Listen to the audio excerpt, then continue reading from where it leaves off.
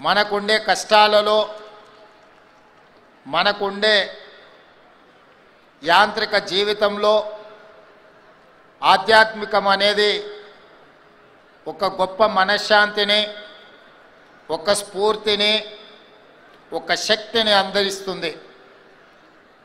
అలాంటిది లక్షలాది మంది భక్తుల సమక్షంలో ఈనాడు రచన టెలివిజన్ యాజమాన్యం ఏర్పాటు చేసిన ఈ కోటి దీపోత్సవ కార్యక్రమంలో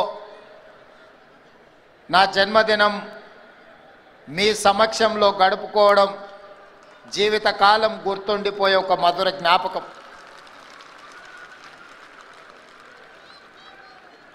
జన్మదినం కుటుంబ సభ్యుల సమక్షంలో గడుపుకోవడం అంటే ఒక గొప్ప జ్ఞాపకం.